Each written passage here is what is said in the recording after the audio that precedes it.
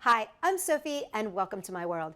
Have you ever been walking around and you're like out and about and you don't want to be, weighed down with a big old bag and stuff like that, but you need a place to keep your keys, maybe your ID or something? Well, how about one of these handy dandy duct tape lanyards? I'm going to teach you how to make this quick and easy craft out of duct tape right now. This is a great project if you've never done duct tape before because it's a pretty simple technique that I'm going to teach you here. For this project, I'm going to be using two different kinds of duct tape, and these two I actually got at the Dollar Tree, so they're inexpensive. So it's an inexpensive way to get started with duct taping. I've got my ruler, I've got my work surface. Very important that you have a work surface that you can cut on. Now this is a self-healing mat, and these can be a little expensive, but you can always use one of these inexpensive mats that you can get at like a dollar store or a Daiso Japan kind of a place. And that's just a plastic mat that you can cut on. I'm going to be using a X-Acto knife. This is one that comes out and comes back in. It's retractable. And I've got a key ring here. And also, if you wanted to add a dog clip, these can be hard to find, but if you want to add a dog clip, and you can find these at your local Michael's or crafting store, you can certainly add that as well. But you will need a key ring for sure. Scissors and my Sharpie pen, which always comes in handy. So the first thing you're going to do is, with your ruler, or if you've got your measuring device here, figure out how long you want your necklace to be. Now, mine is going to be about 28 inches, but I'm going to need 30 inches. You need 2 extra inches. So I measured out 15-inch strips of tape here. I've also got a little extra strip here that I'm going to be using for when I put my ends together. So I've got that already cut and ready to go. And then as you notice, I've got my second piece of tape here, and I've divided it into 4 little strips. And let me show you quickly how you do that with your X-Acto knife if you've never done this before. Just lay your piece of tape down, and with your X-Acto knife, always make sure to be careful when using an X-Acto knife. Just cut a strip. And then you can line up your ruler and just very carefully cut along the ruler's edge. And if you've got one of these great mats that has the squares on it, the grid is very, very helpful in lining up and cutting your strips. And you can see I've cut these strips into 1/2-inch pieces. So those are set and ready to go. So the first thing we're going to do here is pick up one of our 16-inch pieces, or 15-inch pieces, sorry, because I want to make my necklace 28 inches. And I'm going to flip this over. I want it sticky side up. And what I'm going to do is try to hold this taut. And as I'm holding it, I want to fold it over 1/3. And then I want to come across and smooth it. Now, if this is your first time working with duct tape, you may want to get a second set of hands to help you here, just to make sure that it doesn't curl on itself. The other thing is you can always do smaller pieces. So if you're nervous about this, if this is the first time you've been doing duct tape, I'm going to fold this top edge down here. As you can see, I'm just folding it right on to the top so that I've got myself a nice long strip.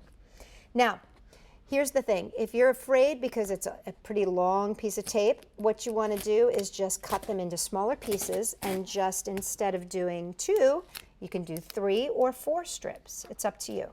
You can make these as long as you want, and here's the technique that you use for it. Take your second strip, turn it upside down so that it's sticky side up. Now, take the piece that you've already made. This is a strap. Take the strap piece, lay it dead center, but put it in about 1.5 inches there to 2 inches. So say I've put that in about 2 inches, and I'm going to now use this as my template to fold down the top onto itself.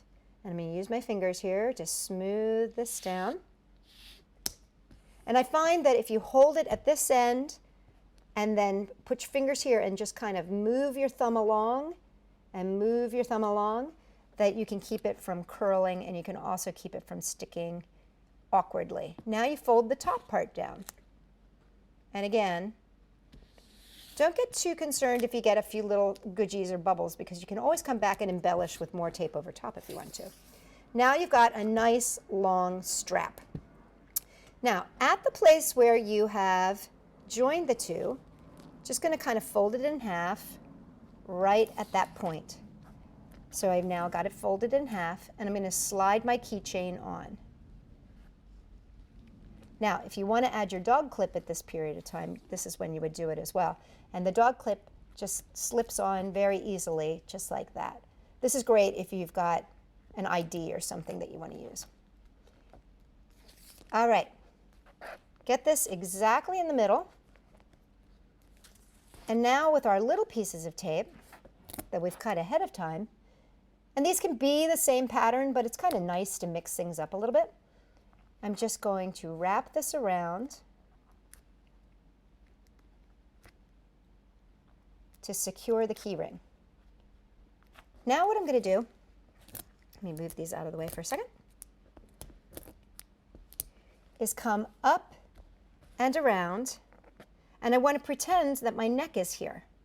And what I'm doing is actually making it come up and around and securing in the back here. And I'm doing this by picking the end pieces up and joining them. So see, here's the end pieces. I'm picking them up and joining them. I'm not crossing like this because then it won't lay flat. What I want to do is pick it up and join it right there in the back. Kind of like an Olympic medal. The way that those Olympic medal swimmers, those swimmer medals go around their necks. Okay, now I'm going to take a piece of tape and I'm just going to wrap this around. And this tape I'm using actually matches. I'm just going to wrap it around so it's nice and secure there. And as you can see, that'll lay nice and flat on my neck. And what I'm also going to do is just add, since I've got this now and it opens up a tiny bit there, I'm just going to add another little piece of tape to secure it in place.